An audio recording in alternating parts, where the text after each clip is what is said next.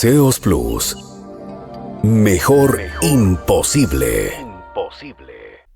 Muy buenas tardes, queridos amigos y amigas de SEOs Plus. Sean todos bienvenidos una vez más a nuestro podcast Chuya Vida. Ustedes saben, acá la única forma de vivir, hay que vivirla bien. Tenemos una sola vida y por qué no vivir de la mejor manera. Así que todos sean bienvenidos una vez más a este podcast Chuya Vida de SEOs Plus. Como ustedes saben, estamos también acá en compañía de Alvarito. Tenemos la presencia también acá de uno de nuestros queridos invitados. Ya lo vamos a conocer en breves minutos, así que todos sean una vez más bienvenidos. Alvarito, ¿cómo estás esta tarde? Listo, muy buenas tardes con todos nuestros seguidores de SEOs Plus. Recuerden que es una jornada más de trabajo, es una jornada más de nuestro podcast Chuya Vida, que siempre con la bendición de Dios pues estamos saliendo adelante. La idea pues dejar un mensaje positivo de emprendimiento para cada uno de ustedes y que los sueños se los pueden cumplir. Hoy tenemos un gran invitado, es el ingeniero Diego Fusay. Muy bien, bienvenido, mi querido Diego. Ingeniero, Bien. Qué alegría tenerle por acá. Sí, la pregunta de cajón que siempre arrancamos. Van a hacer nada la bienvenida y decirles quién es Diego Fusay, para que le conozcan los que no le conocen. ¿Cómo están, chicos? Muy buenas tardes. Realmente muy agradecido. Un gusto poder compartir con ustedes los momentos donde se puede conversar, donde se puede compartir experiencias. Mi nombre es Diego Noé Fusay Villarroel, ¿sí? ¿Quién es Diego Fusay? Es una pregunta interesante porque engloba muchísimos aspectos, ¿no? Las personas no es que tenemos una etiqueta, tú eres esto, tú eres ingeniero, tú eres tal cosa, sino más bien es un conjunto de cosas que hacemos día a día que nos definen lo que somos, ¿no? Entonces, tratando de desenredar ese montón de cosas, comencemos por la parte como más protocolaria, más diplomática, que sería la profesión, ¿no? ¿A qué se dedica? ¿Qué hace? Ajá. Entonces, como les decía, mi nombre es Diego Fusay. Yo actualmente ejerzo el cargo de gerente de operaciones de la empresa MaxNet Internet, de aquí de la ciudad de Riobamba. Mi formación académica viene de muy afianzada al tema militar. Estuve 2 años en el Colegio Militar Combatientes de Tapi, cuando todavía era bajo régimen militar. Yeah. Mi padre era militar. Cuando era de hombres todavía. ¿Cuándo era qué? Perdón. Cuando era de hombres. Siempre fue mixto. Siempre fue mixto, ¿no? Siempre fue mixto. No por el régimen. Sí, entonces mi papá desde que estuve en primer grado, que aún no era colegio militar, era la unidad educativa Galápagos, en esa época, creo que cuando estuve en 5º o 6º grado, tengo ese grado de colegio militar, entonces vengo de una formación bastante ligada a eso, ¿no? En mi infancia igual mi papá me llevaba a la brigada, jugaba a los torneos en la brigada, recibía los juguetes en la brigada. Yo sé que hay muchas personas de aquí en el entorno que saben lo que eran los juguetes que daban en el cuartel, siempre muy bonitos juguetes. Entonces tuve esa formación inicial, sí, de estar siempre muy ligado en el tema educativo al tema militar, ¿no? Sí, tuve 2 años, yo inclusive en mis épocas de juventud pensaba que esa era mi vocación. Es más, hasta ahora lo pienso a veces. Ya. Somos de esa generación que a veces dicen de los traumados que decimos hacer algo, pero no, lo hicimos, sí. Todos tenemos. Alvarito también. Sí, se le ve por el corte de pelo, por la parada. Esa es los traumados. Sí, yo tengo esto igual, siempre me corto el pelo. Justo hablábamos de eso antes de llegar a Caseos. Ajá, entonces estuvo muy ligado a eso, ¿no? Durante ese tiempo. Posterior a eso, y después de no haber podido ingresar a la Escuela Superior Militar, estaba estudiando ahí en paralelo, ¿no? Mi papá sabiamente decía, oye, tranquilo, si no eres militar... Por si acaso, por ahí. No, estudia, sí. Claro. Sí. Luego le entendí, en la vida ya le entendí por qué me decía eso. Entonces, estudié en la Escuela Superior Politécnica Chimborazo, Ingeniería en Electrónica y Computación. Una carrera larguísima, en esa época eran 11 semestres, imagínate. Como medicina. Como medicina, sí, era bastante amplia. Y eso que no cuenta los arrastres y las pérdidas. Eso ya media vida. Bueno, eso sí, bueno, no es que me enorgullezca, pero es parte de la formación. Me tomó bastante tiempo obtener el título de ingeniería. Eso a nivel de formación académica, ¿no? Sí, en el tema, posterior a eso, también tuve la oportunidad de estudiar una maestría en la Politécnica Chimborazo también. Una maestría en seguridad telemática. Sí, una maestría bastante, muy, muy interesante, súper interesante esa maestría. ¿Eso es que contra hackers, esas cosas? ¿O? Es ciberseguridad, claro. O sea, para que no suene así tan anglo, ciberseguridad, aquí le dicen maestría en seguridad telemática, ¿no? Yeah. Me parece correcto decirlo de esa manera. Creo que no suena tan chévere como decir, oh, soy máster en ciberseguridad. Máster en hackers. Exacto. Anti-hackers. Sí, ese es desde el punto de vista profesional, ¿no? Sí, desde el punto de vista profesional hemos tenido mucha experiencia en lo que es emprendimientos. Comenzó, la idea de MaxNet nació como un emprendimiento. Después, poco a poco, se ha ido ya convirtiendo en una empresa ya MaxNet Internet. He tenido la oportunidad también de servir en el servicio público, que es el sueño de todos los riobambeños particularmente. Es la centro, tener un nombramiento en el sector público, en Napoli. Cuando me metí ahí, sí, me puedo mover en paz. Trabajar en institución, ese es el sueño. Yo creo que, bueno, es parte de que he notado mucho en idiosincrasia, perdón, voy a decir idiosincrasia riobambeña en el centro del país. Nos gusta, ay, soy policía, soy militar, es que soy docente y tengo nombramiento. O que nos dieran ahora por tener el nombramiento en la poli. Ay, es como que con eso tomamos bien, claro, sí.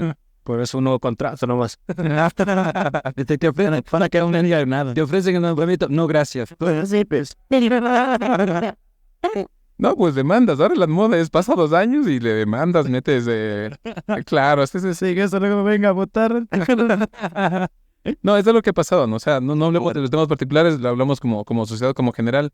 Es debido a que tal vez es una forma en la que nos sentimos más seguros, ¿no? Sí. Y es natural, me parece algo normal como seres humanos buscar seguridad para el futuro, para nuestras familias. Es lo que nos encamina a nuestra educación, que siempre hablamos.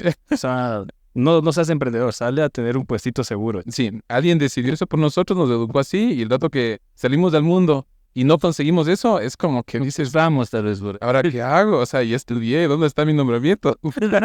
Me ofrecieron en las aulas. Claro, normalmente tenemos eso, ¿no? Hasta que nos chocamos contra el mundo, y ahí obviamente es todo muy diferente, ¿sí? Entonces les comparto esa parte de la formación profesional. MaxNet, como les digo, la empresa a la que actualmente soy socio junto al ingeniero Leonardo Benalcázar, que es ingeniero en telecomunicaciones de la UNACH. Junto con él somos 2 socios que somos los propietarios de la empresa MaxNet Internet, ¿sí? Eso a nivel, como digo, para ir comenzando del punto de vista académico, punto de vista de experiencia profesional. Tuve un paréntesis de MaxNet, yo de un paréntesis no total, ¿no? Porque igual tenía que seguir apoyando aquí un poco, pero tuve la oportunidad, ¿sí? De tener un nombramiento de por vida, ¿sí? En el Servicio Exterior Ecuatoriano, en el Ministerio de Relaciones Exteriores. ¿Sí? Ya toqué el cielo, como nos burlamos aquí, perdón, es que suena ofensivo para los que realmente sí valoran eso. Sí, eso con todo cariño. Sí, con todo cariño, disculpen, sino que es el formato del podcast. Entonces, tuve esa oportunidad de tener un nombramiento de por vida. Era analista de seguridad e informática en el Ministerio de Relaciones Exteriores, ¿sí? Con sede en Quito. Trabajamos ahí junto al Palacio de Najas en Quito, en pleno centro de Quito. Fue una experiencia genial. ¿Cuántos años? Casi 5 años. Ah, ya casi. ¿Y qué pasó? Bueno, esa es una larga historia. Acabemos de paréntesis en la parte profesional. Hay mucho que topar. Sí. O sea, vamos a ir en partes, ¿no? O sea, si me preguntas quién he sido, yo creo que mucho de lo que somos es lo que hemos vivido. Entonces, como les digo, vengo de esa formación. Vengo de estudiar en un colegio militar durante mucho tiempo, de pensar o de creer, o creo que hasta ahora lo creo, que es parte de mi formación, parte de mi vocación verdaderamente, por el reflejo de lo que vi, cómo trabajó mi padre, cómo veo a mi padre. Entonces tengo mucho de eso. Después de no lograr eso, tal vez, tengo una formación profesional en área de ingeniería, formado aquí mismo, he trabajado en temas de emprendimiento, he trabajado también como funcionario público, ¿sí? He tenido esa oportunidad de servir al país en ese ámbito, en Quito, ¿no? Ir a la base de todo. Y también el tema empresarial, porque después MaxNet, gracias a Dios, ha ido desarrollándose, y desde el punto de vista profesional, ahorita actualmente lo manejamos ya puedo decir que es una pequeña empresa con mucho orgullo de Riobamba y con una proyección muy grande, incluso a nivel regional. Una de las más grandes acá en Riobamba. Sí. Y eso nos lo reconoció la competencia. Te comento, me llamó, se conectó conmigo la gerente de operaciones, a casi la par de mi cargo, pero de una empresa multinacional que opera aquí, Wow. ¿Ya? que opera en todo el continente en sí, ¿no? Pero bueno, en Ecuador principalmente. Entonces me llamó y justo nos hizo esa observación, ese reconocimiento de quería hacer algún tipo de negocios con nosotros, pero obviamente no. Todavía los consideramos como competencia. No, qué chévere. Bueno, Y CNT, dice. Bueno, oiga, usted, acá el señor locutor sí está que nos quiere meter fuego aquí. Nos quiere hacer decir cosas que... Cualquier queja de MaxNet acá, por favor. Sí, entendemos que puede haber muchas quejas, muchos problemas. Nosotros somos clientes de MaxNet. sí, recomendado. Podcast Arlington con American Scouting, ya. No, sí, en las casas. Hay en las casas también de cada uno. No, sí, sí. Sí, Llega cada la abuela. Necesitamos el auspicio. un convenio vamos a firmar. Pero bueno, vamos entonces avanzando, mis queridos amigos, un poco acá. Hemos conocido una breve reseña de quién es Diego. Qué genial poder conocer a una persona, dentro de todo, un gran profesional, una gran calidad de persona, y la humildad siempre sobre todo, y eso es lo más importante. Aquellos CEOs no se forman de la noche a la mañana, se forman con el sudor, como se dice, del trabajo constante, de sacrificarse y de que su visión se vea exitosa. Así que quiero hacer una pregunta específicamente, Diego.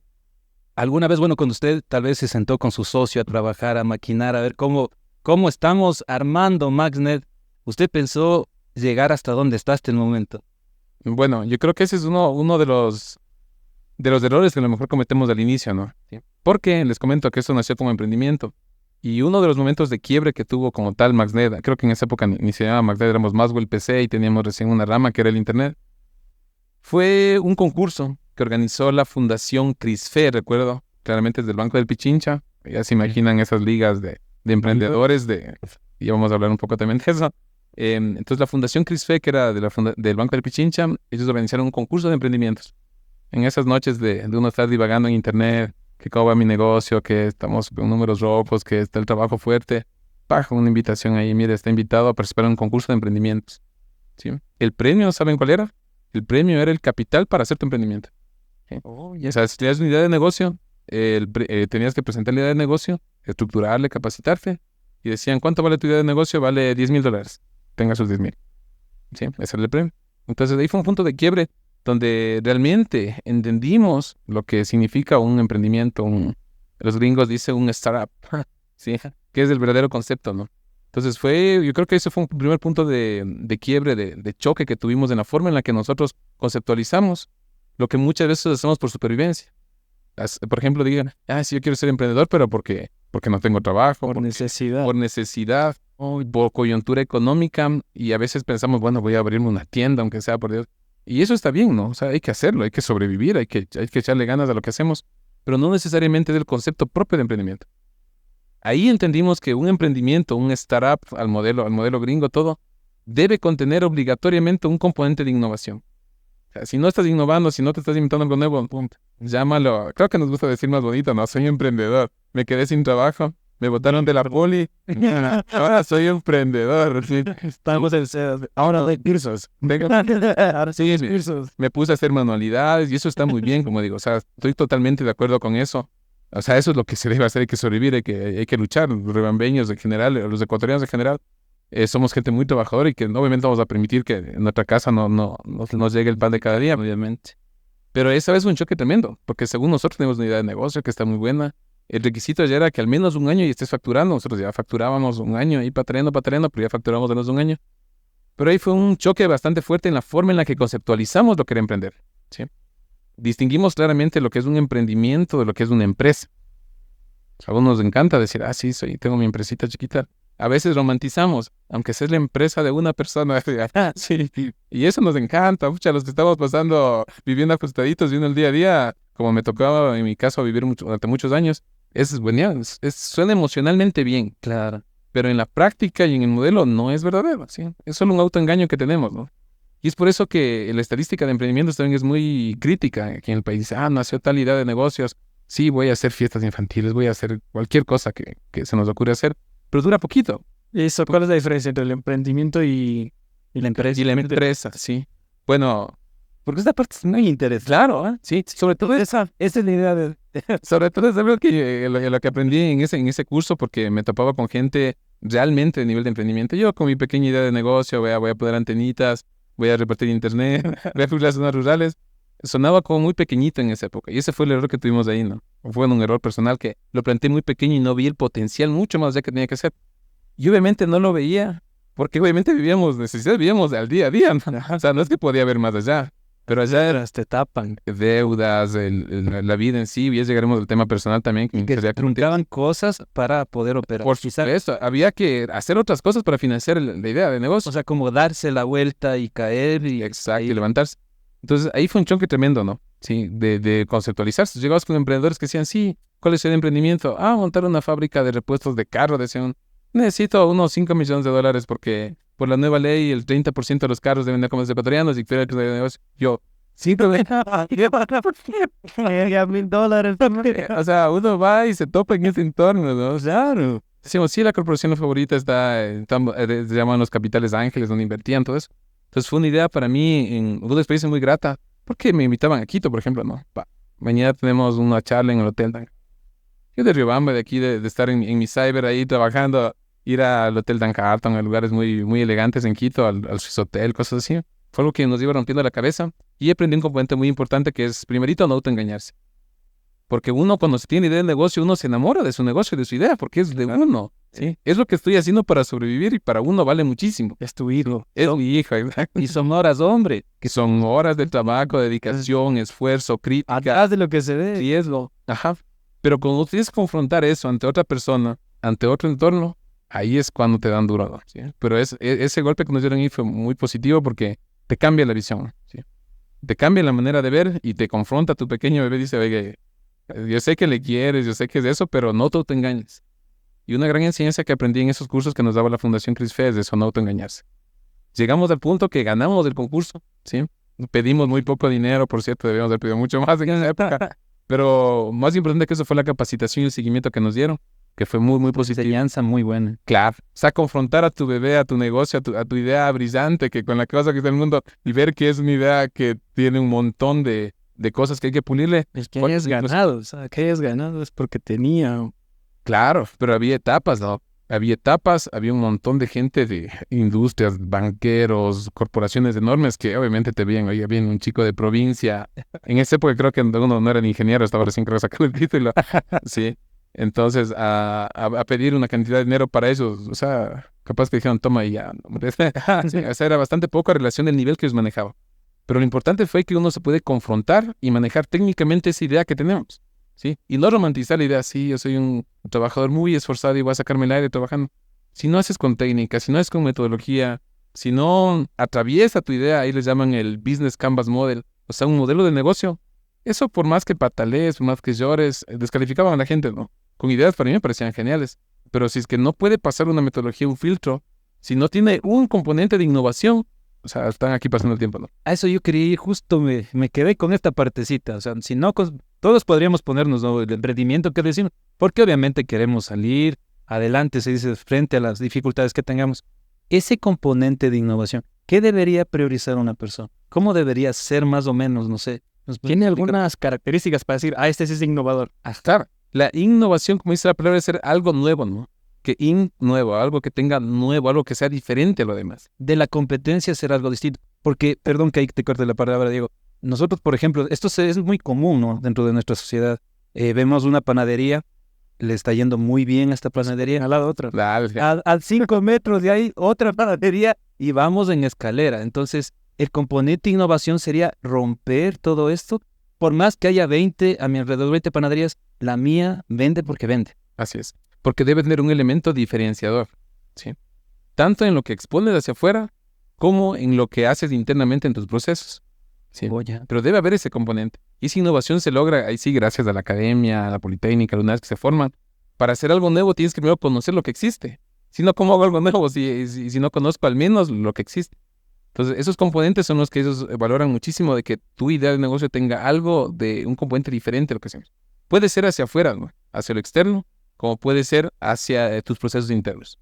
En nuestro caso era novedoso porque estoy hablando del año 2010, tal vez 2012, no tengo todavía claras las fechas, que la cobertura de internet era muy limitada, recontra limitada. Si no tenías línea telefónica, no tenías internet. Así de crítico. La tecnología que se manejaba en esa época se llamaba ADSL. Entonces, esa tecnología requiere de un par de cobre, una línea telefónica para tener internet. Y no teníamos, ¿sí? Yo en esa época, obviamente, ya me casé, tenía responsabilidades. Tenía un centro de cómputo con computadoras pero sin internet. Hacíamos juegos en red, en LAN en esa época porque no había otra manera, ¿no?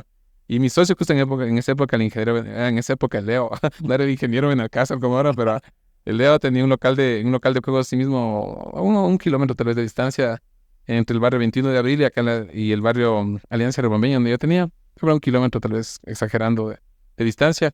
Él consiguió un punto de internet. Consiguió porque ha habido por ahí una línea telefónica y tenía 1 mega de ADSL, que era una cosa maravillosa en esa época. Y antes se conectaba con ese ruido, ¿no? Claro, Tarán, y... de ley. O sea, eso ya me ocupaba. Pero eso ya es 90s ya. Sí, claro. Esa es una generación un poquito más que nosotros. Sí, porque- Esa es la tecnología, se denomina la tecnología dial-up. sí. Nosotros ya somos de la ADSL en esa época. Entonces, ahí vimos, ¿no? Y ahora tú estudiante de telecomunicaciones, yo estudiante de electrónica y computación. Tenemos un problema brutal. O sea, vos tienes y me gustaría compartir, pagar a medias, porque obviamente era costoso en esa época tener. Y ahí fue cuando compramos 2 antenas, y buscando en internet a alguien que nos venda un par de antenas, y pum, enlazamos dos locales de juegos. Jugábamos más en LAN, ¿no? Jugábamos en esa época el Dota, todos los juegos que ustedes también... Quisiera dotero, ingeniero. Gamers. Toda esa época gamers del Call of Duty 1, del Dota. Ellos son del Tetris, ¿verdad? Ya les entrevisté. Antes, ya conversantes, ya somos contemporáneos. Sí. Entonces, ahí fue cuando enlazamos los 2 locales, dijimos, wow, tengo internet acá, tú tienes allá, yo tengo acá, podemos compartir gastos, podemos enlazar nuestros locales. Genial, ¿sí? Entonces, y en una zona donde no había internet, todo el barrio La Esperanza, la Bambeña, todo el sector, no había líneas telefónicas, no había internet. Y había una demanda que iba creciendo poco a poco de internet. Entonces yo abrí mi cyber, que tenía al inicio 4 máquinas, luego 8 máquinas, luego 12 máquinas, ya era cenito de niños jugando, profesores estudiando, haciendo tareas, imprimiendo, o sea, había una gran demanda de internet en esa época. Y así mismo la gente se quedaba hasta tarde trabajando, o sea, venía y se quedaba ya, ves si 10 de la noche, por Dios, ya, no, vecinito, ya acabo esto, ya imprimo esto nomás. Ya 11 de la noche, vecino, por favor, ya vaya a su casita. No, es que vecino, tengo que acabar. Y estaba bien, ¿sí? Y después nos hace la pregunta de, oiga, ¿y usted cómo tiene aquí internet? Si nosotros vivimos aquí, tengo mi casa aquí años y dejé la solicitud hace 5 años y hasta ahora no me dan ni línea telefónica. Dije, ¿sabe qué hicimos esto? Compramos antenas y el vecino dice, a mí también pongan. Pero verá, a ver si cuestan las antenas, no importa. Dice, usted ponga en mi casa y con eso yo me voy temprano y no le tengo aquí estar. Y voy a pasarme la noche en mi casa. Sí, así comenzamos, ¿no? Entonces, cogimos otro repetidor, levantamos y al vecino que vivía unas pocas cuadras de ahí, ping, ya 2. Después del otro vecino, vea, vecino, al vecino ya estás el de las antenas, en vez de que esté aquí en el centro, tengo en mi casa y le pago una sola tarifa y ya. Y así empezó a crecer eso. ¿Sí? Obviamente ya cuando eso ya empezó a crecer y dijimos, hay requerimientos legales, hay que sacar un permiso de operación, hay que facturar, hay que verse. Y yo recuerdo hasta ahora que los primeros 100 clientes les podía enumerar a los 100 primeros clientes. El vecino peluquero, el vecino mecánico, la vecina de la tienda, etcétera, etcétera. Inclusive así, ¿no? O sea, ni sabía los nombres. Decía, el vecino mecánico te compró la antena. Vamos a instalarle y anótale ahí. Yeah. Ajá. Y así fue como en este caso, el emprendimiento en esa época nace por un tema de necesidad. ¿Sí? O sea, y de necesidad de los clientes. Por supuesto, no mi necesidad. No, eso también. Yo también necesitaba sobrevivir. Yo también. También. Sí. Es necesidad, pero no, pero una parte muy importante en la que es una enseñanza. Uno ponerse un emprendimiento y pensando que es para tener plata, o sea, no vas a llegar a nada. Y esa es la primera diferencia que tú me preguntaste antes y no pude responderte, la diferencia entre emprendimiento y empresa. En un emprendimiento no hay recursos, ¿sí? Es una diferencia. Una empresa tiene recursos, ¿no? Tiene su contador, tiene su presupuesto. Es una lindura, ¿no? ¿Sí? Como trabajan ahora, hacen el POA. Y dices, bueno, este año te voy a entregar $100,000. ¿Qué vas a hacer con la señora? En el emprendimiento no tienes nada. Tienes que poner el plata. Claro, tenemos que trabajar en otras cosas para poder financiar. Sale del sueldo. Claro. Y ahí es donde va el tema de innovación, porque en esa época los megas eran caros, ¿no? Recién la fibra óptica estaba apareciendo en el mercado. Y era carísimo. El primer mega de fibra óptica, si mal no recuerdo, nosotros lo comprábamos en $120 cada mega, ¿no? Imagínate lo que era pagar por un mega, $120. $120. Era una locura, ¿no? Claro, sí, ahora es baratísimo, ¿no? Claro, sí. Entonces, era bastante complicado y ahí es donde venía la innovación. Tanto mi persona como mi socio éramos, ¿y ahora cómo optimizamos esto, no? ¿Sí? ¿Qué le metemos de que sea diferente de lo demás y que tenga ese punto de innovación? Y ahí cogíamos computadoras viejitas, instalábamos Linux, siempre Linux, eso sí es una cosa que recomiendo que todo el mundo que quiere emprender debe saber muy bien. Son herramientas de software libre, ¿sí? Uno hay que meter código, todo y hacer que funcione. Y ahí empezamos a explorar el tema de los caché, ¿sí? Esa fue el comité de innovación que yo defendí en el concurso que les decía. Por eso nunca se me olvida, porque Ese rato que viene un gran empresario, creo que era alguien del Banco del Pichincha, uno de los grandes gerentes, y me dice, ¿y qué tipo de innovación tu emprendimiento? Y yo, que doy internet. Por antes, hay un montón de empresas que hacen lo mismo, ¿no? O sea, ¿y qué es lo que hace diferente a tu servicio? Entonces, ahí, ahora, Pregunta. claro, porque esa es la pregunta del millón, ¿no? Y la pregunta y la respuesta puede ser tanto, yo decía es que puedo llegar a zonas remotas, sí, puedo llegar a zonas más lejanas, puedo dar cobertura en las áreas rurales donde hay bastante demanda de internet, pero ya, ¿y qué más? Las otras empresas también pueden hacer eso. Y ahí recuerdo, digo, claro, si hemos estado trabajando duro en el tema de innovar, en esa época sistemas de cacheo se llamaban, ¿no? ¿Sí? Un sistema de caché, es decir, que si alguien en esa época veía un video de YouTube, ¿sí? Uno que haya visto, yo cogí y descargaba ya en mi servidor. Porque traerme con ese mega que era carísimo, traerme de Estados Unidos, data centers de ellos, a mi red y de dar al cliente, era costoso. Pero ¿qué pasaba si alguien ya veía un video una vez? Ese video venía a mi caché, se quedaba ahí almacenado.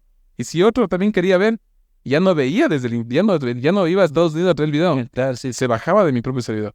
Entonces eso era buenísimo, porque realmente, aunque no nos cuesta aceptar, casi todos vemos lo mismo, ¿no? Tanto en Facebook, en YouTube. En esa época funcionaba así, ¿no? Lo hacíamos por caché. Actualmente funciona con otra tecnología que se llama CDNs, pero eso ya es otro tema muy técnico. Pero en esa época esa era nuestra innovación. Yo tenía mi servidor ahí con 20, 40 gigas de contenido estático de las páginas, de YouTube, de Facebook, de los correos, los banners de publicidad que salen. Entonces, todos esos megas que me costaban mucho y que era como una congestión, un ahorro, era eso. Era un ahorro tremendo, ¿sí? Claro. Yo trabajaba en esa época con Squid, Leonardo trabajaba con Thunder Caché, recuerdo que era el nombre. O sea, tratábamos de optimizar, de meter innovación, de meter conocimiento teórico que a lo mejor teníamos en las universidades a nuestro pequeño emprendimiento, ¿no? Entonces, ese le compete innovación. Y esa fue una respuesta que le gustó ahí sí al asesor. Dijo, entonces usted está aprovechando su formación profesional para innovar algo y solucionar un problema. Sí. Eso ya como que pinta a un verdadero startup o emprendimiento. Startup les llamaban ahí, ¿no? Pero es un emprendimiento, ¿sí? Que, como les digo, es una palabra que está muy manoseada actualmente. Y lo que sí les recomiendo es que no nos autoengañemos, ¿sí? O sea, si soy un autoempleado, no hay problema en ser autoempleado. Si tengo mi propio negocio, no hay problema que tenga el propio negocio. Del mes de mi misma empresa. No hay problema, ¿no? O sea, es muy digno, es loable, todos lo hemos hecho. O sea, no es que alguien de aquí en Rebamo, al menos que sincerarnos con respecto a Chimborazo, somos la provincia más pobre del Ecuador. Sí, los indicadores de nutrición, los indicadores económicos. O sea, no es que aquí seamos de familias de grandes empresarios. Vivimos más de la burocracia, vivimos más de ser autoempleado, de la artesanía, de la agricultura. Sí, que eso está muy bien. Pero de ahí al nivel que ellos planteaban de una startup, de un emprendimiento, fue un choque duro, ¿sí? Ganamos el concurso, compramos más antenas, teníamos más presupuesto, teníamos acompañamiento, y eso empezaba como que recién a querer perfilarse, ¿no? Con emprendimiento. Entonces, una de las características principales de entre una empresa y un emprendimiento es esa, ¿sí? La cantidad de recursos que usted dispone para hacer las cosas. La otra diferencia es que en una startup es más flexible. Usted tiene que irse adaptando a lo que venga. En una empresa es lo que hace la empresa, es lo que da éxito a la empresa, y es más difícil mover o cambiar paradigmas. Es que el emprendimiento es como el inicio. No necesariamente. Que alguien puede hacer como empresa, ¿no? No necesariamente. Hay grandes empresas que nacen con capital, ¿sí? Uno necesita ser emprendedor si es hijo de alguna familia, si depende del apellido Novoa, usted no es que va presidente, no es que le van a mandar a emprender. Usted tiene un gran presupuesto, dice, sabe que mi familia tiene unos cuantos millones y quiero entrar a una empresa que ensamble carros. Sí. Y me pongo un ensamblador. Quiero hacer un hotel en Olón. ¿Qué? Quiero hacer un hotel en Olón. Quiero hacer. Entonces no es que tienes que. Están las dos vanidades. Entonces tienen a trabajar, ahorrar, sacar un préstamo. O sea, tienes del y dices, sí, quiero un proyecto inmobiliario en un área protegida y lo haces y ya. Sí, no hay problema con ese tema, ¿no? No necesariamente uno se pasa. Nosotros sí, ¿no? Porque no tenemos el capital. Acuérdense que vivimos en un sistema capitalista. Y el único capital que tenemos, a lo mucho, si es que los inversores, es que a lo mejor estudiamos algo. ¿Sí? Algo que podamos aplicar. Porque tampoco es que sea garantía. Durante toda nuestra vida estudiantil acumulamos muchísimo conocimiento, ¿sí? Pero realmente cuando trabajas no es que todito eso aplicas, ¿no? Ajá. Aplicas partes que si es que la aprovechas bien puedes hacerlo, ¿no? Cuando compras esto, ese fue el nombre. ¿Qué cosa? Cuando compras algo, como de una empresa que ya está estructurada y van saliendo otras, ¿cómo se llama? Franquicias. Franquicia es una empresa ya. Claro, está estructurada. La franquicia es una cosa muy rígida, ¿no? Pues ya Te compras ahorita la franquicia, ¿tú quieres una empresa? No. Puede ser una franquicia, sí, eres parte de una empresa, ¿no? Sí. Me refería a empresa, por ejemplo, una ensambladora de carros, ¿no? Tú vas y ensamblas Chevrolet y dices, quiero montar una fábrica. Eres un gran empresario y lo haces, ¿no? Y punto. No necesitas pasar por la fase de emprendedor. Entonces, la otra diferencia que está ahí es en la estructura que te decía. Uno tiene que estarse amoldando, ¿no? Examinando qué pasa en el mercado, qué necesidades hay. Nosotros vimos en el sector rural que hay una gran demanda de Internet y que nadie abastecía. Mira, nos adaptamos, ¿no? ¿Sí? Pero yo no podría ir a... Aprovechar las oportunidades también, creo yo, ¿no? Claro, es que, como te decía, el emprendimiento nace, perdón, de observar qué pasa en la sociedad y qué necesita la sociedad, o qué necesita el mercado para ser un poco más, en términos más capitalistas, observar qué es lo que el mercado demanda y tú adaptar eso al mercado. Sí, me gusta mucho esta parte y creo que es como se diría la cereza siempre del pastel, ¿no? Y también es lo que se trabaja, por ejemplo, en investigación. Un semestre anterior, antes me dieron para dar la cátedra de investigación y uno, ¿no? Para dar investigación, alguna materia siempre tiene que seguirse preparando. Y él leía investigación, los objetivos y todo. Por ahí me salió una entrevista de Carlos Slim y me gustó muchísimo lo que él menciona, ¿no? Para tú poder, ahí hablaba acerca de emprendimiento, decía él. Claro. Para tú que puedas emprender y no sabes en qué, sal a un mercado, ándate a la calle, mira la necesidad de tu gente. Exacto. Y tú satisfaces esa necesidad. Ajá. Eso me encantó y creo que es una de las personas más ricas en México. Sí. Fundó Telemex, me parece. Y creo que es eso, ¿no? O sea, Eso debe, claro, ¿no? Cada que recargan, cada que pagan un plan, le están dando dinero a Carlos Slim. sí, y me gusta mucho, por ejemplo, él lo que mencionaba es la innovación, ¿no? Decía que en ese tiempo antes se debía recargar y no existía la recarga, sino era el contrato directo sería, ¿no? Y no había como que los recursos para poder hacer este pago directo. Entonces, ahí él inventó la recarga, incluso hasta la raspadita del código es creado por Carlos Slim. Ah, interesante. Entonces, yo decía esto, ¿no? O sea, y justo lo que tú mencionabas, Diego, tenemos que ver la necesidad y suplir Exacto. ahí, ¿no? Ujú. Entonces, para acabar la idea, un emprendimiento va de ahí, no es como más flexible porque está naciendo, porque está creciendo. En una empresa, no. Sí, tú ahorita vas a una empresa, vamos un ejemplo de una empresa ribambeña alibérica, ¿no? Vas a inventar, o la vienesa, ¿ya? No vas a irte a inventar otra palanqueta que no sea la vienesa. O sea, esa es la palanqueta de la vienesa que hemos comido los ribambeños durante generaciones. Entonces, no es que vas a ir, vea, yo soy emprendedor y he decidido cambiar la palanqueta porque, o sea, eso no va a cambiar, ¿no? ¿Te das cuenta? Es una empresa... Haga su propia palanqueta y no moleste. Exacto, entonces date cuenta que hay una gran diferencia. No necesariamente es una etapa, sí. Lo ideal es eso, ¿no? Que un emprendimiento se convierta en una empresa. Sí. Eso es algo como que sí, pero no necesariamente una empresa necesita haber pasado etapas de emprendimiento. Pueden hacer directamente, ¿no? Dentro de tu experiencia, digo, tal vez alguna recomendación, porque aquí, tú sabes, ecuatorianos, latinos, somos grandes trabajadores también, ¿no? Sí. Así como la gente también, y creo que perdemos oportunidades, pero a veces no nos quedamos ahí y seguimos trabajando, pero también va la desmotivación.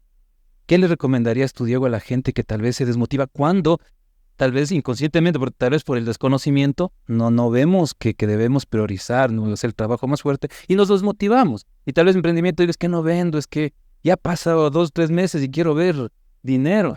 Entonces, ¿qué recomendarías tú específicamente, ¿no? A aquellas personas que tal vez están emprendiendo? Lamentablemente dicen, no, quiero botar la toalla. Sí, sí. Y es algo, digamos, no digamos normal, pero estadísticamente, volviendo a la frialdad de los números, es algo que pasa con mucha frecuencia. Sí, los emprendimientos no duran, ¿no? Más de 1 año, 2 años ya los, entre comillas, exitosos, ¿no? Entonces, es un tema, yo parto y concatenando con la idea anterior, es de no autoengañarse, ¿sí? O sea, sincerar. Sincerar realmente si mi idea es realmente buena, tiene como meta innovación. Si no es así, tendré que competir de otra manera. Sincerar los números, ¿sí? No esforzarse por tratar de demostrar al resto, ¿no? Que eso es otra cosa que nos encanta a nosotros. Otro factor. Yo quiero que me vean exitoso y si no tengo mi carro nuevo, si no estoy endeudado en mi departamento, ¿qué van a pensar las personas? No poner jamás en función de terceros lo que estoy haciendo.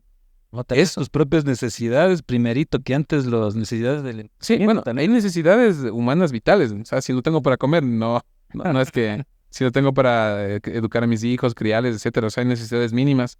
Entonces, un emprendimiento normalmente requiere tener esa fortaleza mental, psicológica, espiritual también. Ojalá tengamos tiempo de hablar sobre ese tema también, que en mi caso es muy importante. Pero lo primero es no autoengañarse, ¿sí? Sincerar. Mira, tengo esta idea, ¿sí? Me inventé una nueva maceta que nunca se seca. ¿Cuánta gente le interesa eso? ¿Cuánta gente me está comprando eso? Tener un tiempo para desarrollar la idea que aparentemente tuve. Nunca olvidarse el componente de innovación, ¿sí? Ser sincero con uno, no apasionarse ni sentirse que se fracasa porque mi idea no funcionó. Tal vez fue una idea que no funcionó, tal vez la siguiente funcione, ¿no? Ajá. Eso sería mi primera recomendación para no desmotivarse. No autoengañarse, meter innovación, suplir las necesidades básicas, tener otro mecanismo que supla mis necesidades básicas. En mi caso, como les contaba, yo hacía oficios, hacía trabajos, tenía impresiones, alquilaba computadoras, programaba, hacía software, etcétera, etcétera. Todos los 7 oficios y 14 necesidades. Que eso, como decir, no es que era gran cosa, pero al menos comida no faltaba, ¿no? Sí.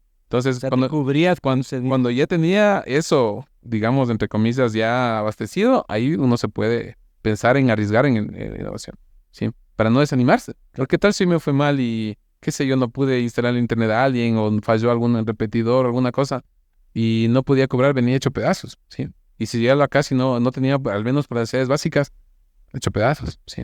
Entonces, cuando tú pones todo en el emprendimiento y dices, no, de esto voy a vivir y jugártelas todas, es muy probable que tengas más presión y caigas en esa desesperación de fracasar, ¿no? No autoengañarse, cubrir necesidades básicas, meter innovación, sincerarse con uno mismo, ¿sí? Ser sincero con uno mismo, no autoengañarse. Dar tremendo préstamo pagando letras y no, estoy súper bien, ¿no? O sea, sí, con la tarjeta ya pagando el mínimo 3, 4 meses, estoy bien, ¿cómo te va? No. Y la otra que te recomendaría es normalmente no vivir en función de los que los demás piensen, ¿no? ¿Sí? O sea, debe importarnos un poco, sí, ¿no? Porque somos seres sociales, porque es una comunidad, pero no en decisiones trascendentales, ¿sí? Ve que ves cómo pierde el tiempo. Búscate un trabajo de verdad, ¿sí? Ve, tus compañeros ya están trabajando en el SRI, ya están de profes en la poli, ¿sí? Y vos ahí en el cyber haciendo oficios y vendiendo alternos de los vecinos.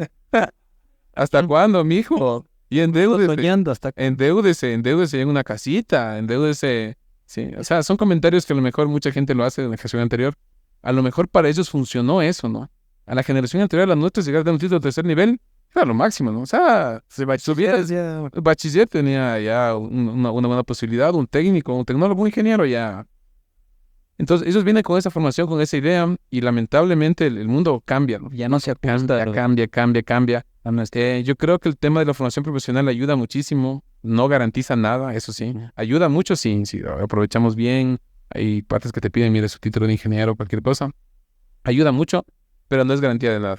Y si vivimos en función de eso, que nos digan, que nos critiquen, que te dicen, oye, que fue ya 5 años, ve, los demás ya, y vos nada. Sí, sí, es la presión. Ve cómo andas, ve, con el mismo pantalón toda la semana.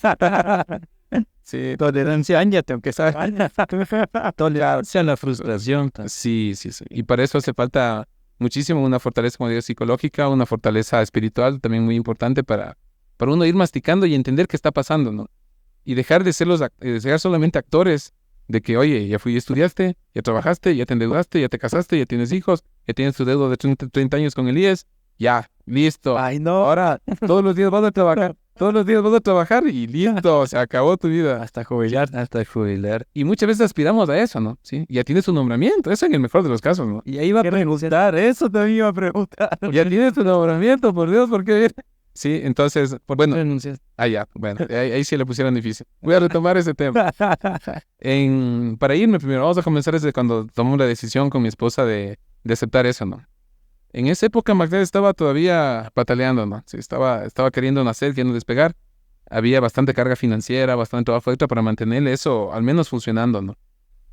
Desconocíamos muchísimas cosas también del manejo administrativo, el manejo de marketing, relaciones públicas, del manejo financiero. O sea, éramos 2 ingenieros nuevos realmente, que recién estábamos, oye, ¿qué pasa, no? ¿Por qué cómo funciona el mercado? ¿Cómo funcionan esos temas? Entonces tuve la invitación, sí, gracias a un amigo con el que trabajamos en otro tipo de proyectos. Me mandó la invitación, recuerdo. Yo me fui dije, estaba cansado del trabajo, justo fui a visitar a mi hermano, recuerdo, en Cuenca. Y cuando estaba yéndome el fin de semana a pasar en Cuenca, me manda, dice, oye, de repente te interesa, están habiendo concursos de méritos de oposición para trabajar en la Cancillería, sí. Y dije, buenas, a lo que bueno veo ahí. O sea, tenía siempre fastidio al servicio público, ¿no? Siempre he visto que le tenía un fastidio así muy personal por algún sesgo que tenga por ahí. O sea, los servicios públicos le veía como algo mediocre, como algo... O sea, me parecían como... A veces yo mismo me he utilizado como que parasitan mucho la sociedad. Y no iba a estar ahí peleándome un puesto ni buscando palancas para que por Dios me den un trabajito. Me parecía algo inclusive denigrante en mi pensamiento de esa época, ¿no? Entonces yo dije, regreso de Cuenca y veo, ¿no? Recuerdo que regresamos, estábamos un lunes llegando y dice, avanzaste a mandar los papeles y había que entregar los papeles el miércoles. Máximo había para el miércoles entregar. Y ahí con mi esposa, ¿no? Pusimos en oración, dijimos, oiga, ¿qué hacemos? Mandaré la carpeta. Nunca había hecho una carpeta, ¿no? Eran ya casi, creo que 3 años de que me gradué ya. Y nunca había hecho una carpeta, ni hoja de vida, no tenía ni hoja de vida ni carpeta, ¿no? Ajá, porque como estaba dedicado tanto en nuestro bebé, en nuestro emprendimiento, entonces no se me había pasado por la cabeza hacer eso. Entonces tomé una decisión, presenté mis papeles con los certificados que tenía, porque en eso, bueno, ahí sí nos hemos formado, he estado en curso adicional, o sea, tenía experiencia, ¿no? Como para mandar la carpeta y presenté el concurso, ¿sí? Igual había que dar pruebas, para las pruebas académicas, pasaba. Después la entrevista personal, muy afín, estuve en Quito ahí chéverísimo con los embajadores de servicio diplomático. Es Muy genial, muy genial. Casi como un podcast estaba esa. Pregunta y pregunta. Sí. O sea, era ese choque, ¿no? Entonces los embajadores son gente ya de edad, técnicos de ahí. Entonces hubo mucha afinidad en la entrevista, y a los pocos meses, vea, ingeniero Pusay, usted tiene su nombramiento en el servicio de relaciones, en el Ministerio de Relaciones Exteriores. Su cargo de analista de seguridad informática, y genial. Y ahora voy a dejar a mi bebé, a mi niño que estaba creciendo, el apasionamiento. Obviamente vivíamos apretados económicamente y fue genial inicialmente, ¿no? Sí. Sin embargo, mi socio Leonardo se quedó aquí. Él tenía que seguir al mando de MaxNet, que estaba siempre creciendo, ¿no? Y ahí tomé la decisión de irnos, ¿no? Sí, a trabajar en Quito. Trabajé casi 5 años allá. Tuve la oportunidad al final ya para renunciar de ser director de infraestructura, operaciones y seguridad del Ministerio de Relaciones Exteriores. Teníamos una gran responsabilidad. El Ministerio de Relaciones Exteriores tiene muchas oficinas en el Ecuador y 80 oficinas en el mundo. Imagínense lo que era tener que visualizar, conectar sistemas, manejar todo eso. Eran alrededor de 1.200, 1.300 funcionarios, ¿sí? Y para mi buena o mala suerte, digamos, para mis circunstancias, justo llego a ser director unos meses antes de la pandemia. Sí, dicen que, bueno, ya tiene un poco de conflictos que les voy a hablar después, pero justo antes de la pandemia, unos meses antes, me designan porque los directores son cargos de libre remoción. En servicio público hay los cargos normales y los cargos de remoción. Y Pague era director, era jovencito todavía ahí. Y en poco tiempo, tenía unos 4 años de ahí, 4 años y pico en la Cancillería y era director de operaciones. Sí, una experiencia genial, ¿no? Pero en ese desarrollo, cae la pandemia, ¿no? Sí, y ahí sí la cosa se puso bastante compleja. Porque era un mundo diferentísimo de administrar. Apareció el teletrabajo a la fuerza, no es que ya estábamos preparados, teníamos la contingencia del teletrabajo. Me tocó enfrentar esa situación bastante compleja desde el punto de vista técnico y de seguridad, porque había que conectarle a la oficina a 1.000 trabajadores, algunos inclusive regados en el mundo, hacia su oficina, para que puedan despachar, y mi trabajo era ponerles el escritorio que tenían en la oficina, escritorio ponerles en la casa. En la casa. Ajá. Un desafío genial, ¿no? O sea, fue una cosa que nos llevó al límite del trabajo y del esfuerzo. Lo conseguimos, enfrentamos la pandemia, adaptar los sistemas a los turnos, adaptar los procesos. Y ahí esos primeros 6 meses de la pandemia fue bastante desgastante, ¿no? Sí, fue bastante fuerte.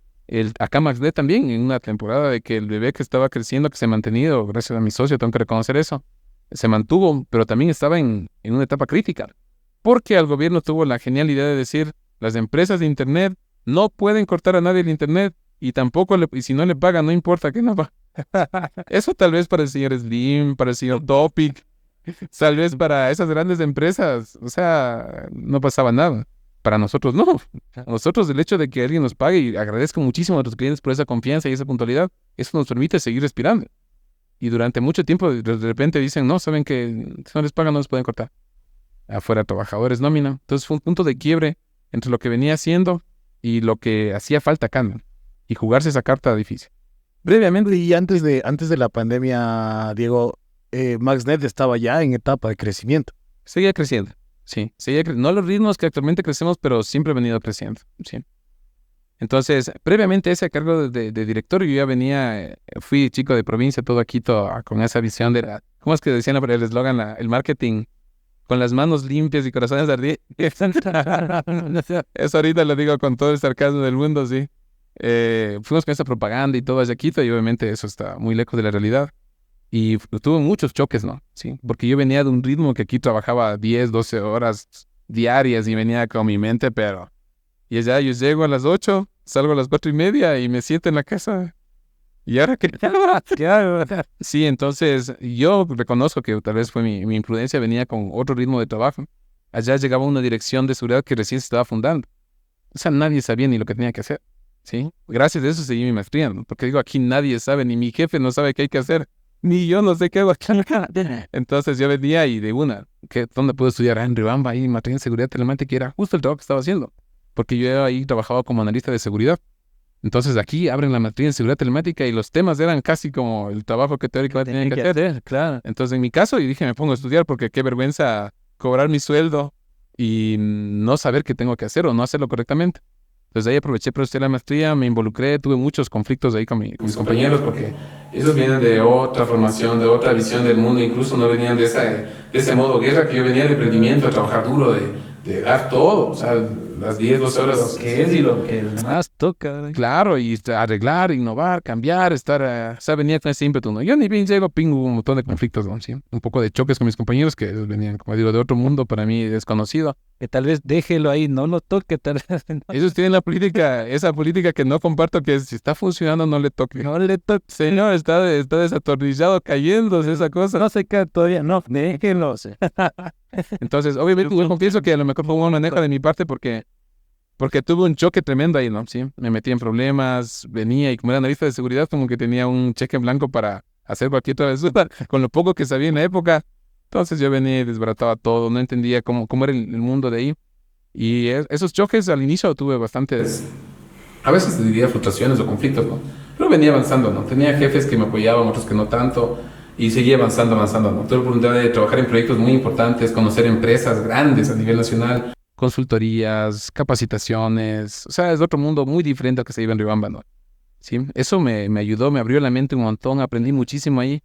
Fue administrador de un contrato importante de consultoría también ahí, donde aprendí un montón de esas empresas, de software, de gestión de seguridad. Aparte me metí en la maestría, pero volví a mi ritmo, ¿no?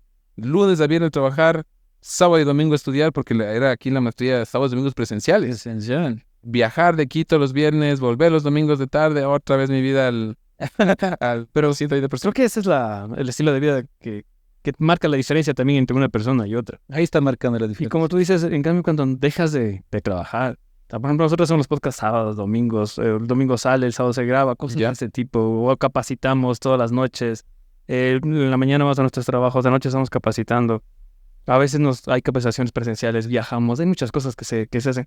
Y cuando dejas de hacer ese ritmo de vida, me imagino que nos pasará como a ti. ¿Y ahora qué hago? Sí, Como que te sientes vacío, no sé. ajá, O te empiezas a desesperar. exacto, sí. Pero yo entiendo que es la desesperación positiva, Sí, que es por hacer, por vivir, ¿no? Y otra cosa es que, ¿qué pasa cuando te sientes mal? Por ejemplo, yo tuve ese choque hace un poco de tiempo atrás. Sentirme mal por descansar. Sentirme mal por tomar un fin de semana. O sea, digo, que no tienes... te estás sintiendo improductivo. Caemos en un productivismo, no sé si es tonto, ¿no? Sí, Mental.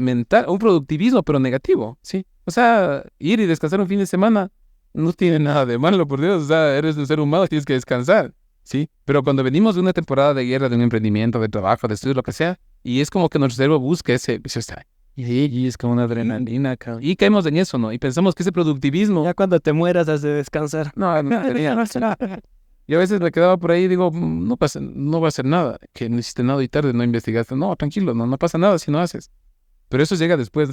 Eso llega después ya cuando te enfermas, cuando a mí me dio una apendicitis, después de esa consultoría que le metí al 100% porque tenía que estudiar un montón de temas, revisar contratos y toda la vaina. Terminé con una apendicitis. Ya. Sí, entonces obviamente ya ahí uno se va reviviendo esos temas, ¿no?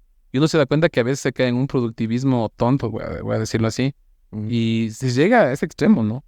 En nuestra generación, por la presión que tiene social, económica, cultural, no sé, de sentirte mal por no trabajar, o no sentirte mal por trabajar, perdón, sentirte mal por descansar. Descansar. Sí, ahora. No le das el espacio al ocio que es fundamental en tu proceso creativo.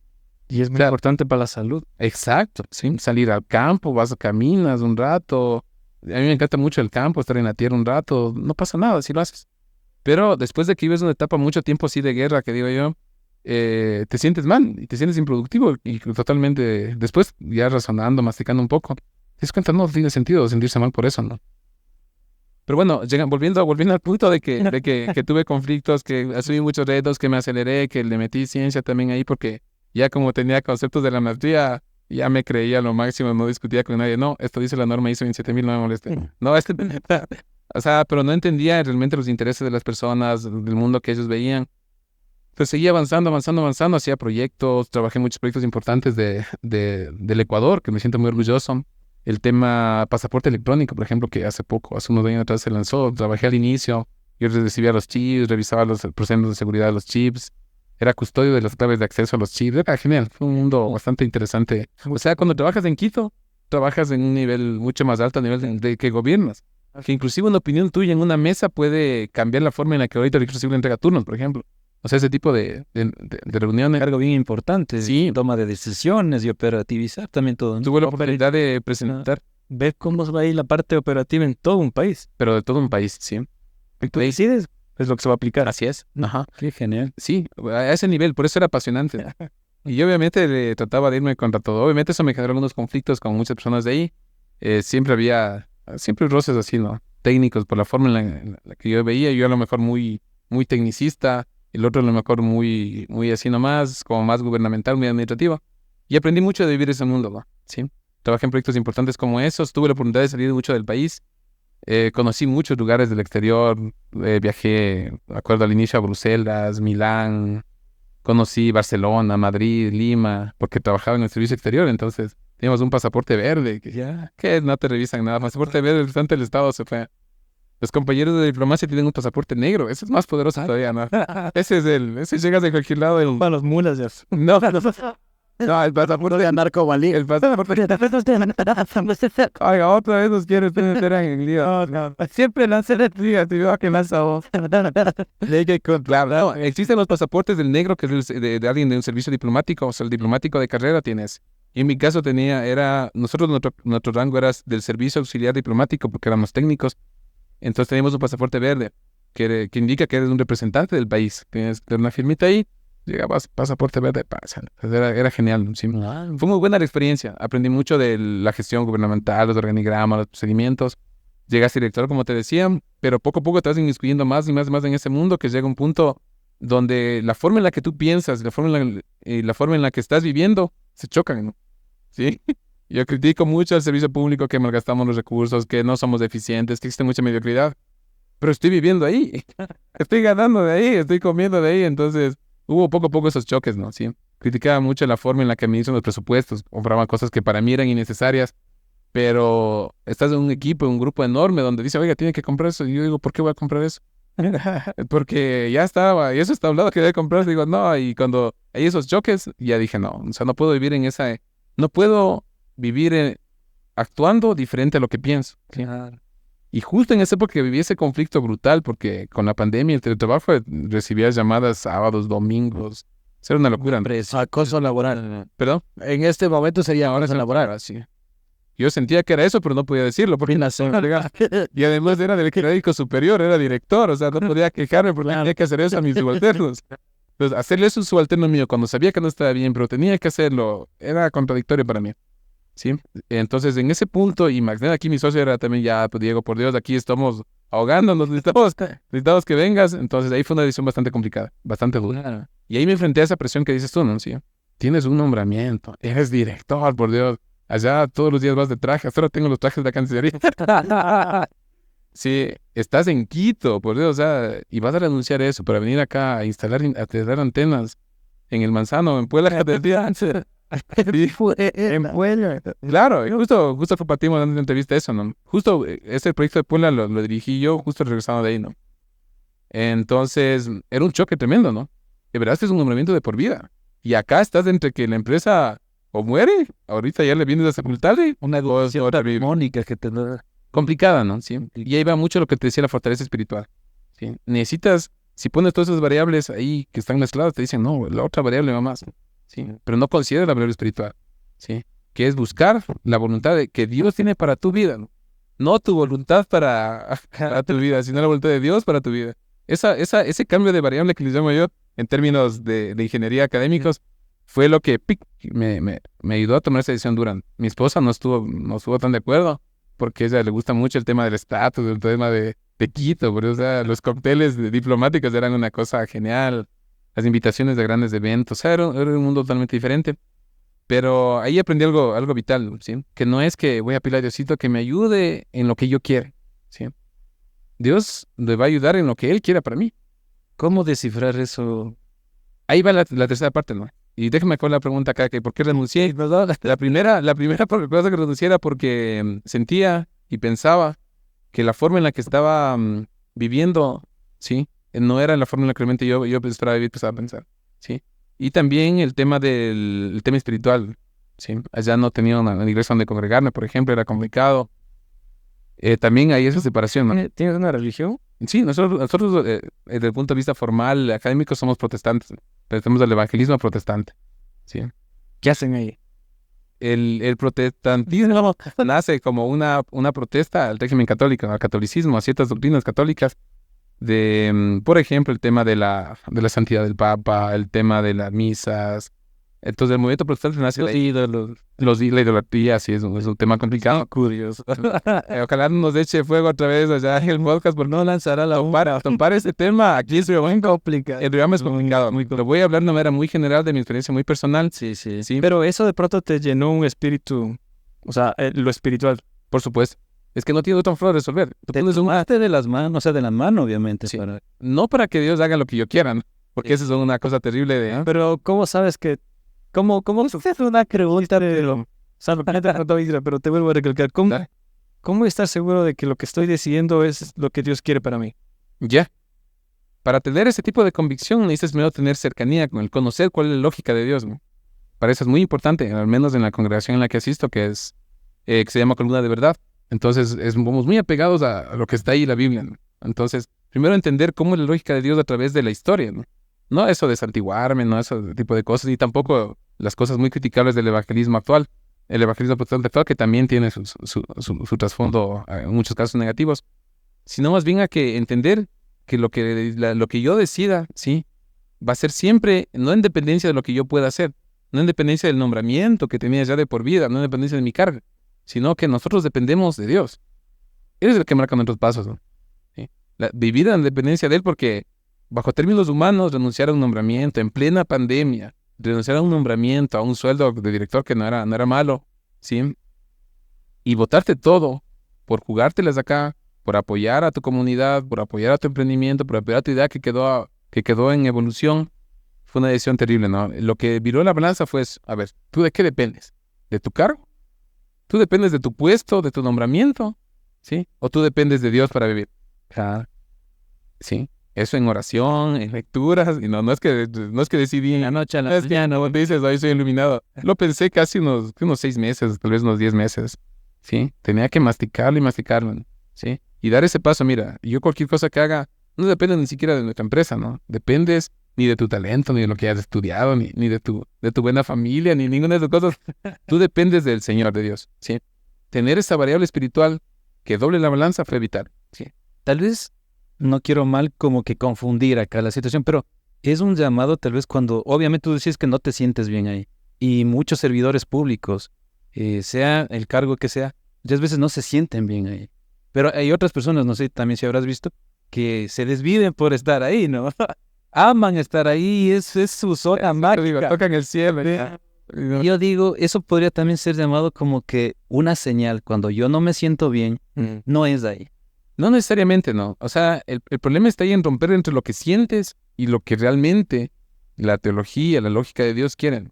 Yo me puedo sentir me puedo sentir mal en algo pero que necesariamente no es que sea lo correcto. O sea, no es el sentimiento. Quiero llegar al punto que no es solamente el sentimiento. ¿Sí? Okay. No se dejen llevar por eso, porque ese es otro tema muy complicado. El sentimentalismo nos va a hacer decisiones muy torpes. No me siento bien. Pero tienes que hacer, mira, eso es lo que necesitas hacer. No es que no me siento bien haciendo eso. Ahí dejas votando, ¿no? Sí. Material para otro podcast. Sí. O sea, si quieres topar esos temas, hay que prepararnos mucho. Hay que ser muy generales en eso, porque mi intención no es herir susceptibilidades ni nada de eso, sino más bien compartir mi experiencia a nivel espiritual, que fue increíble. Un punto de quiebre para mí muy importante esa. Tomar esa decisión a esa escala y no en ese momento coyuntural del mundo. O sea, no era del país, era el mundo que estaba colapsándose. El desempleo en niveles que hasta ahora siguen tremendos. El quiebre de empresas por todo lado. Y yo teniendo mi nombramiento, mi buen cargo, nos vemos, renuncio y me lanzo acá, ¿sí? ¿Te Entonces, arrepientes de eso? no, para nada, ni un poquito. O sea, como ves, pues respondí sin ni vas de Tu vida. Ahí Para también es la pregunta cuando a veces uno renuncia y se siente como que... ¿Sentiste eso? Sentí un alivio, o sea, sentí un alivio, sí. Porque como te digo, viví ese choque. Mira, tú piensas así, pero haces esto. Tú piensas así, pero haces esto. Y todos los días te chocas con eso, te chocas con eso, te chocas con eso. Pero gracias a Dios no estuve tan endeudado, no me compré mi Aveo del año en esa época. Que es lo que todos los funcionarios públicos nos encantan, ¿no? Ni bien me dan el nombramiento, mi Aveo del año y mi departamento. Y vivo al límite y robo horas extras y hago todas las cosas que en su momento he sido muy crítico. Servicio público ni cómo hacer horas extras. Bueno, en esa época se había, ¿no? Ahora creo que están ya prohibidas. Yo también en la época que estuve ya prohibieron un poco eso, ¿no? Pero en esa época, qué bestia, era una... Nunca me han pagado horas extras. ¿En serio? Nunca. Bueno, en esa época... Tampoco. Bueno, el sábado 6 de la tarde. Hacer ahorita. Entonces, o sea, yo creo que ese choque fue interesante, ¿no? Y la variable con la que pude resolver fue la variable espiritual, ¿sí? Conocer del Señor, entregarse a Él y saber que no dependes de Él. Y hacer un trabajo honesto, un trabajo dedicado acá con la comunidad, con la sociedad. Sí, acá hacía mucha falta eso porque había que apoyar, hasta el momento apuntalar a MaxNet. Y gracias a Dios ha sido de mucha bendición, ¿sí? Desde ahí en adelante, con el conocimiento que tuve allá, con la forma de ver la burocracia, los organigramas, todo eso, primerito vine acá. Primera decisión administrativa, un organigrama.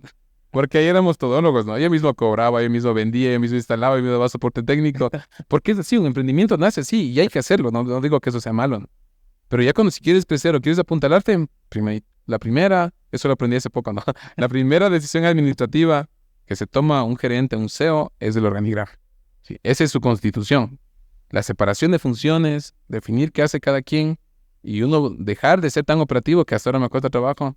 Pero bueno, usted es responsable de vender, usted es responsable de cobrar y tal. Y responde como tal. Ahí cambió la estructura de la empresa. Sí. Y por eso renuncié, ¿no? Tenía ese choque, tenía esa variable. Lo que viró la balanza fue la variable espiritual. Definitivamente creo que eso.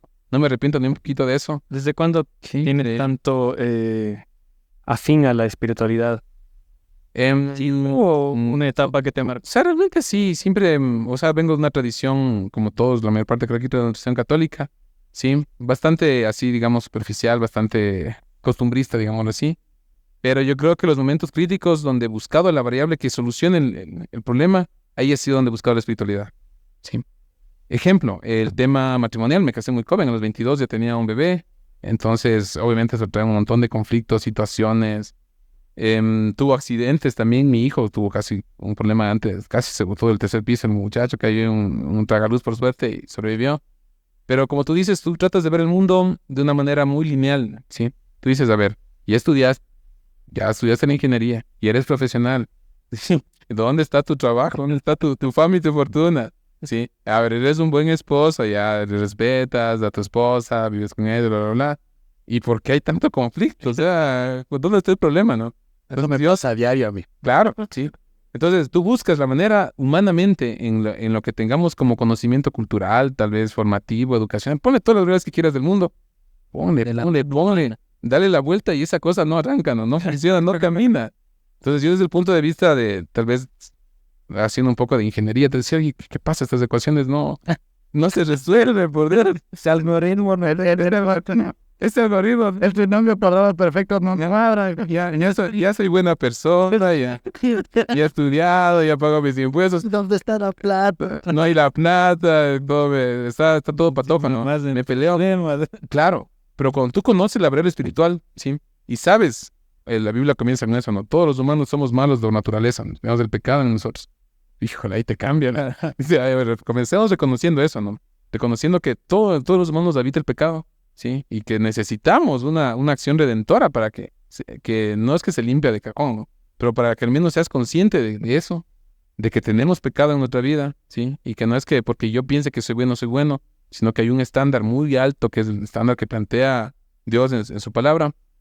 Ahí te cambian, dices, puta, no he sido tan bueno, ¿no? Esos pensamientos, esa ambición, esa lujuria, esas páginas que visito.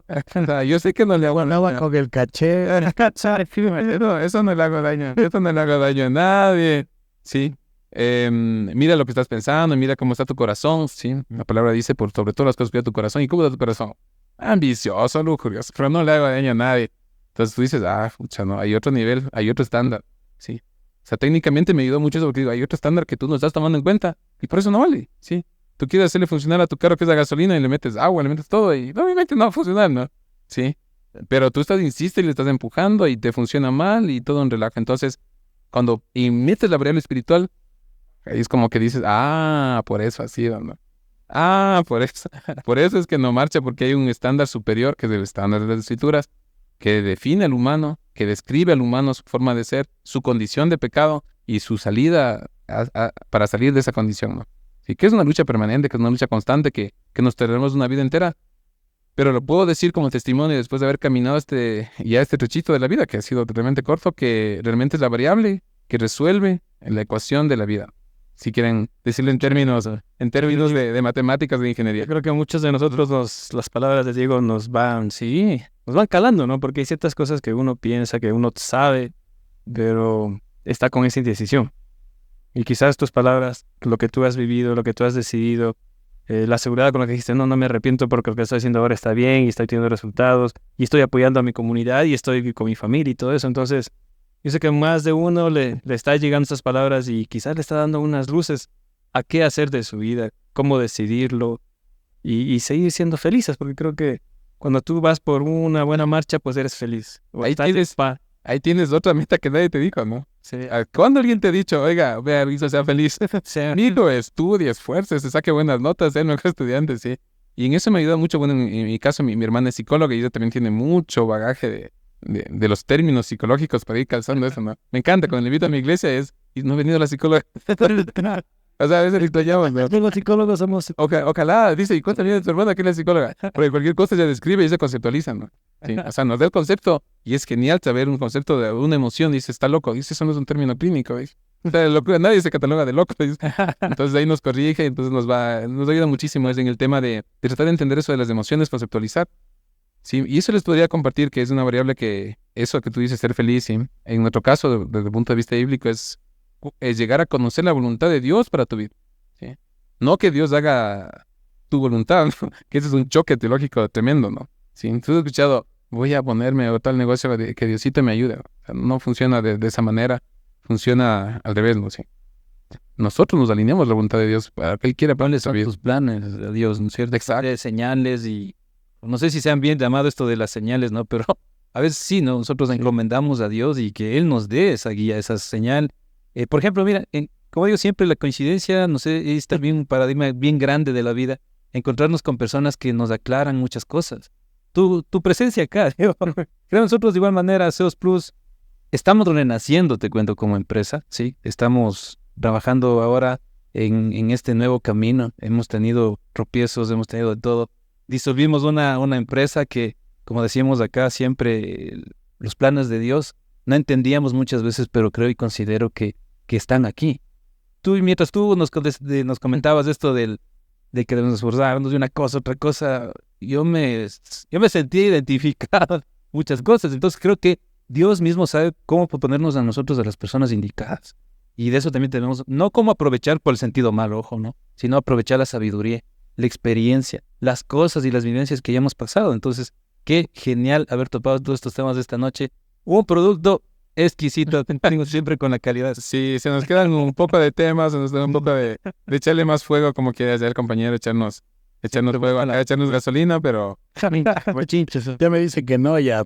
Sí, ya me es bueno que se toque esos temas también en un contexto un poco más de informalidad también, pero... Sí. Si nos aceptas, Diego, una segunda vez, un segundo podcast, sí, hay unos temas que quieren, por supuesto, me encanta mucho documentar este tipo de experiencias porque a veces se quedan en conversaciones. Pero esta vez con el Inge Benalcázar. También, sí. Claro. Dale, ¿no? Sí, estoy encantado de... Él fue el que me llevó a la iglesia, ¿no? De repente. Sí, él me invitó, sí. Entonces, genial, sería muy bueno que invitarle también a Benalcázar. O puede ser solo con él también y después unirnos como quieran. Hay mucho que hablar, mucha tela que cortar. Y creo que ahora es el factor espiritual, lo que tú mismo mencionabas, es una necesidad. La sociedad hoy en día, hace un tiempo atrás leí un artículo que decía que estamos viviendo en la era de la supervivencia. Y bien ese contraste, ¿no? De este autor que decía que no es la supervivencia que vivíamos hace unos cientos de años atrás, donde que venían las bestias y querían comerte y te metías en en la cueva y para que no ser devorado. Ya. Hoy en día dice, cuídate de ser devorado de la persona que está al lado tuyo, decía, de tu competencia. De mi Y mujer. hablaba en el sentido de Impresionante, de la mujer. No, pues doctor. Entonces el hecho trata de que es esta época de supervivencia. No te olvides. Ahora, hoy en día vivimos lo material, lo espiritual hemos dejado, creo que en segunda Sí, una mesa. claro. Había una estadística que realmente me conmovió mucho que decía que el número de suicidios en la provincia del Pichincha era mayor al de los asesinatos. Sí. O sea, el problema del tema emocional, tema psicológico, ustedes son expertos en eso, y que va muy ligado también al tema espiritual, es alarmante. Sí. No lo estamos viendo porque vivimos en una sociedad de consumos. Consume, consume. Trabaja para que consumas, vive para que consumes, trabaja el fin de semana para que consumas. Pero sé que deja mucho de lado estos temas, ¿no? Que en lo personal posible que son muy trascendentes y vitales. Tanto para los que estamos haciendo emprendimiento, empresa, o trabajamos para alguien o algún lugar, creo que deberíamos tocar a esos temas, en los cuales ustedes tienen mucha experiencia y también podrían aportar un montón. Sí, y bueno, eso también es el propósito del podcast Chuya Vida, ¿no? Siempre hemos hecho esta alegoría, por ejemplo, si han visto esa película de App, del viejito que vende bobos y todo eso. Sí. Una ocasión yo analizaba con mi hijo y decía, súper linda la experiencia de él que quería ir al monte con su esposa, que querían ir a las cataratas del paraíso. Pero yo una ocasión me puse a analizar también esa película y decía, yo no quiero envejecer así. Vender globos en el parque y envejecer así, no. Hay todo un mundo por devorar, hay todo un mundo por conocer la palabra de Dios siempre e ir de la mano, y creo que este es el propósito fundamental, vivir esa chulla vida, pero vivirla bien. Vivirla bien. Vivirla bien, sí, bajo el precepto de Dios, de ir incluso consiguiendo tus objetivos, tus sueños. Y junto, siempre digo, con esas excelentes recomendaciones que tenemos día a día. Entender qué pasa, ¿no? A mí me causaba muchos problemas no entender qué pasa. Digo, a ver, estoy haciendo bien mi trabajo, estoy esforzándome. ¿Y por qué siempre me meto en líos? ¿Por qué siempre estoy en problemado? ¿Por qué me quieren llamar la atención? ¿Me quieren sancionar? Y lo único que hice fue hacer mi trabajo, ¿sí? Entonces, a veces no entendemos qué pasa en el sistema, ¿no? No sabemos, usted sale, abre su negocio, ¿por qué me va mal? ¿Por qué no vendo? ¿Sí? Es porque solamente estoy en un pedacito pequeño, ¿no? ¿Sí? ¿O por qué me echaron del trabajo? ¿Por qué ya no me renovaron el contrato? ¿Por qué me echaron fuera y a él no y a mí sí? Y uno no se entiende cómo va la sociedad mismo estructurándose en esta chucha vida que tenemos. ¿Cómo está estructurada la sociedad, primerito? No entendemos eso. Solo hacemos, yo en mi caso al inicio solo veía lo que hacía mi padre, que él trabajaba en el ejército, entonces yo también tenía que trabajar en el ejército porque así cuidaba mi casa. Otros veíamos, a lo mejor mi papá era profesor, entonces él va, yo también quiero entrar al magisterio y trabajar para él. O tal vez mi papá trabajaba en tal lugar y queremos hacer lo mismo. Pero no entendemos quién es el dueño de ese trabajo, quién definió cuánto va a ganar, quién definió que exista nuestra empresa. O sea, no entendemos el sistema como tal. Solo vemos los efectos del sistema y vivimos en esos efectos del sistema y nada más. Entonces, cuando abrimos la vida, y en esta chucha vida, me encanta este eslogan de ustedes, vemos que obedecemos a una estructura social, gubernamental, que es la que decide lo que pensamos, lo que hacemos, lo que estudiamos. Y dices, yo pienso así. ¿Por qué tenía esa meta de tener mi ABO del año? Porque todos los que hacen, porque mi vecino que yo le envidiaba y él tenía ese carro y yo también quise tener ese carro. Porque todos los demás hacen eso, por eso pienso así. Porque mi profesor, que es ya mayorcito, con toda su sabiduría y su experiencia, él vivió una época en la que pensó así. Siempre. ¿Por qué tal vez me criticaban que renuncié a un nombramiento de por vida en una institución pública en Quito? ¿Por qué esa crítica a veces fuerte sobre esas decisiones? Porque en esa época él a lo mejor aspiró a eso y no tuvo. A lo mejor vio que alguien que sí tuvo eso salió adelante.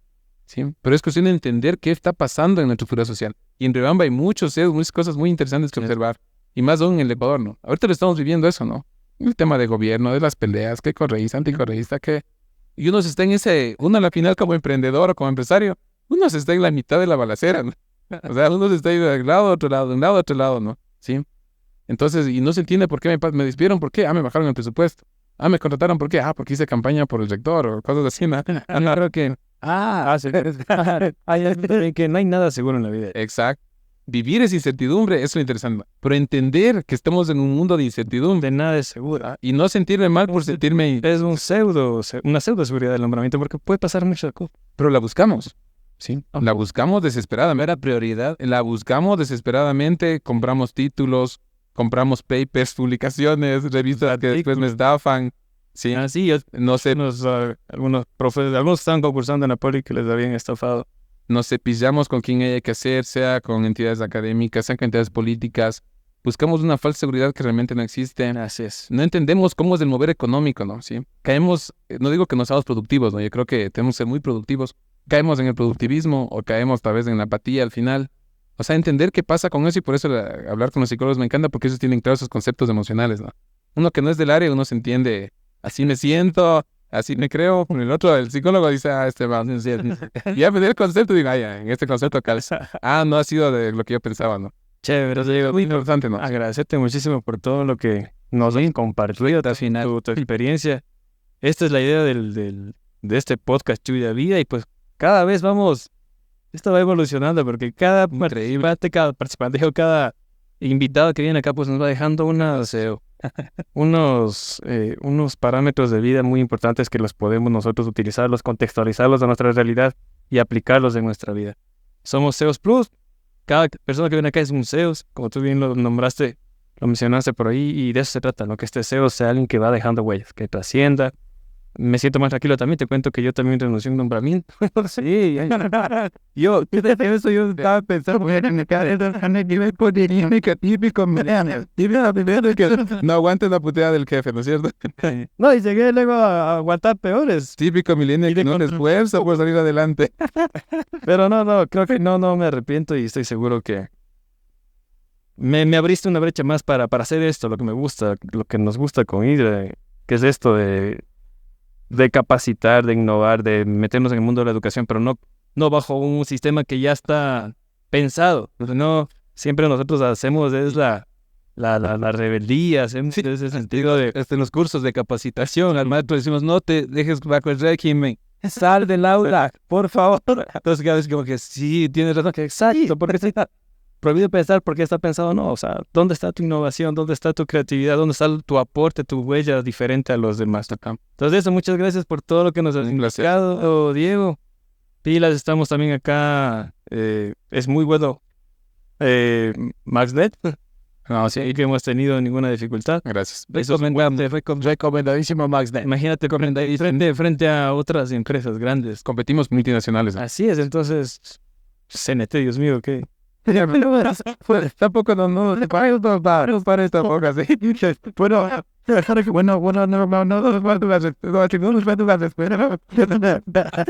Bueno, no nos olvidemos que estamos con el curso taller sobre gestión escolar Colmena. 9, 10 y 11 ya se terminó esa situación. De hoy culminamos. Estamos con actualización de DS 15, 16 y 17. Salen los cortos de TikTok, entonces... Sí, Pilas, siempre estamos capacitando. Revisa nuestra página también como SEOs Plus para que te capacites y estés innovándote junto a nosotros en lo que es educación, psicología y otras temáticas importantes también. Sí, para poder culminar, siempre, damos un minutito nada más para podernos despedir. Diego, un último mensaje a la sociedad. No, un mensaje que estamos tranquilos, sí, busquemos para decirlo de forma muy general, esa variable espiritual que mucha falta nos hace. Que tratemos de entender qué está pasando en el sistema. No necesariamente somos nosotros los responsables de todo. Hay una responsabilidad que sí es nuestra, sí, pero también hay una responsabilidad que es colectiva. ¿Sí? Actualmente el capitalismo o lo que nos mete en la cabeza es tú. Tú estás así porque tú no te esfuerzas. Tú estás así porque no te levantas temprano, porque no ahorras, porque no tienes inteligencia financiera y tú. Y yo entiendo que sí hay responsabilidad individual, pero no todo. ¿Sí? Hay responsabilidad individual que sí tenemos que ser muy responsables y proactivos en lo que hagamos, pero también en una responsabilidad colectiva que también tenemos que ser más partícipes, ¿no? Y eso es lo que quieren anular, esa responsabilidad colectiva. Entonces, ese mensaje les daría de no desanimarse, siempre encomendarse a lo que Dios quiere para nuestra vida, no tratar de doblar la mano de Dios de lo que nosotros queremos en nuestra vida. Y como testimonio personal puedo decir que caminar junto al Señor, junto a Dios, es una experiencia maravillosa, digna de ser vivida, independientemente de lo que el mundo te pinta o de las cosas que te presiona el mundo. Aprendemos a identificar cuando algo que yo quiero es porque alguien me dijo, porque vi un comercial, o es algo que yo quiero hacer, algo que yo considero que hay que hacer. ¿Sí? Siempre cuestionémonos de eso, ¿no? ¿Por qué razón yo decidí seguir tal carrera? ¿Por qué razón quiero considerar este trabajo? ¿Por qué razón me gustaría hacer esta otra situación?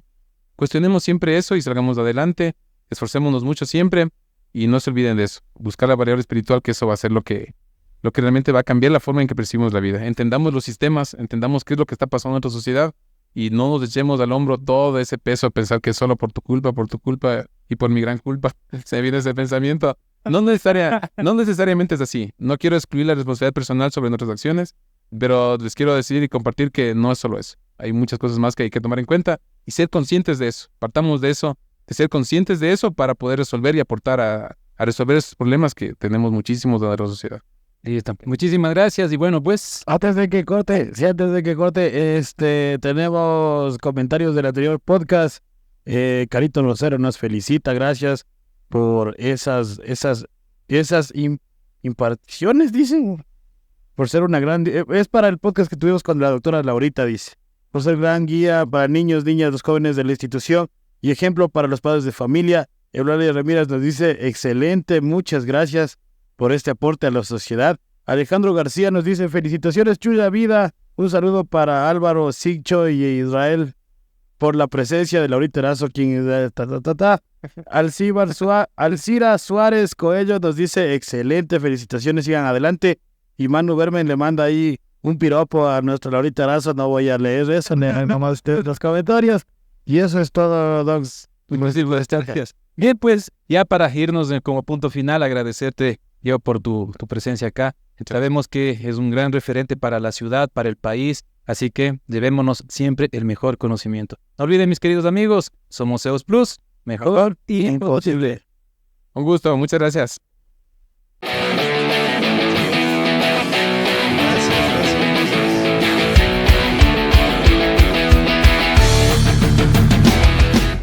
SEOs Plus. Mejor imposible.